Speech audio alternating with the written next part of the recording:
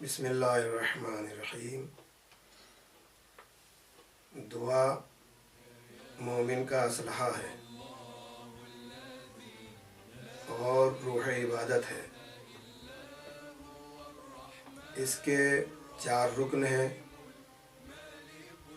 دعا مانگنے والا یعنی بندہ جس سے دعا مانگی جاتی ہے یعنی خداوند عالم، دعا طلب کرنا، حاجت طلب کرنا، مانگنا، چاہنا اور خود حاجت۔ دعا کے بارے میں حضرت علی علیہ السلام فرماتے ہیں الدعا مفتاح الرحمہ، دعا رحمتوں کی کنجی ہے۔ اور یہ مہینہ رمضان کا مہینہ رحمتوں کا مہینہ ہے، یعنی اس وقت رحمتوں کی کنجی بھی ہمارے ہاتھ میں ہے اور رحمتوں کا مہینہ بھی ہمارے پاس ہے جس میں ہم زندگی گزار رہے ہیں۔ پھر بھی بعض وقت ہم یہ سوچنے لگتے ہیں کہ اس کی کیا وجہ ہے کہ ہماری دعا قبول نہیں ہوتی۔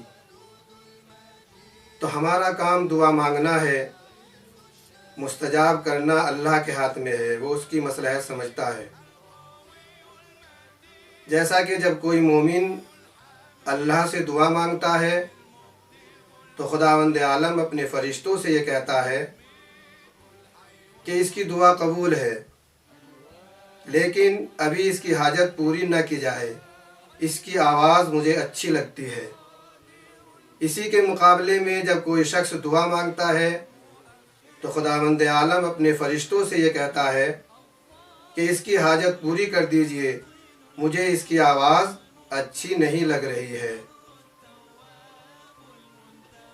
تو اس کا مطلب یہ ہے کہ کبھی کبھی خداوند عالم اپنے بندوں کی دعا کے مستجاب کرنے میں ایک مصلحت سمجھتا ہے اور اس کو اس بندے کی دعا مانگنا اور اس کے سامنے گڑ گڑانا، ہاتھوں کو پھیلانا اچھا لگتا ہے، تو اس کی دعا کے مستجاب کرنے میں وہ تاخیر کرتا ہے۔ اسی سلسلے میں ایک شخص حضرت علی علیہ السلام کے پاس آتا ہے اور یہ شکایت کرتا ہے کہ جب ہم دعا مانگتے ہیں تو ہماری دعا قبول کیوں نہیں ہوتی، جبکہ خداوند عالم خود قرآن مجید میں ارشاد فرما رہا ہے ادعونی استجب لکم، تم مجھ سے دعا مانگو میں مستجاب کروں گا، تو پھر ہماری دعا قبول کیوں نہیں ہوتی؟ تو اس کے جواب میں حضرت علی علیہ السلام فرماتے ہیں کہ ان قلوبکم خانہ بثمان خصال، تمہاری دعا کے مستجاب ہونے کا سبب یہ ہے کہ تم نے اپنے دل و دماغ سے 8 خیانتیں کی ہیں، جن میں سے نمبر 1 کہ تم خدا کو پہچانتے ہو، اس کی معرفت کا حق ادا نہیں کرتے، تو یہ معرفت تم کو کوئی فائدہ نہیں پہنچاتی۔ دوسرے، تم اللہ کے آخری نبی پر ایمان رکھتے ہو لیکن عمل سے اس کی پیروی نہیں کرتے۔ تیسرے، قرآن مجید پر ایمان رکھتے ہو، اس کی تلاوت کرتے ہو لیکن اس کے کہے ہوئے پر عمل نہیں کرتے۔ نمبر 4، تم اللہ کے عذاب سے ڈرتے ہو لیکن ایسے کام انجام دیتے ہو جن کے ذریعے سے عذاب نازل ہوتا ہے۔ نمبر 5، تم ہمیشہ یہ کہتے ہو کہ ہم جنت کے مشتاق ہیں، جنت کا اشتیاق رکھتے ہیں، لیکن ایسے کام انجام دیتے ہو جو تم کو جنت سے دور کرتی ہے۔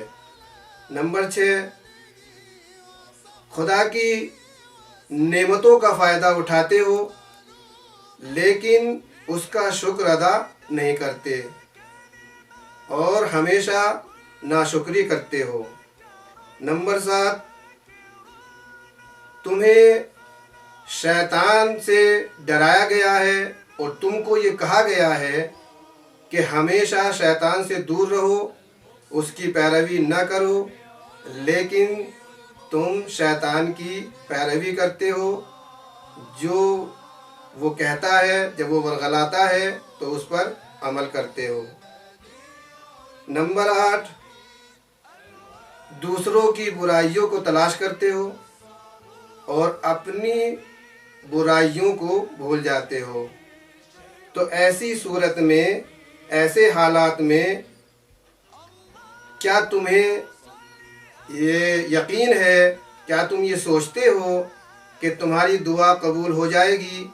ایسا نہیں ہے، بلکہ دعا قبول ہونے کے لیے انسان کے لیے ضروری ہے کہ وہ متقی ہو، پرہیزگار ہو، برائیوں سے نفرت کرتا ہو، اچھائیوں کو پسند کرتا ہو۔ اللہم صلی علی محمد وآل محمد۔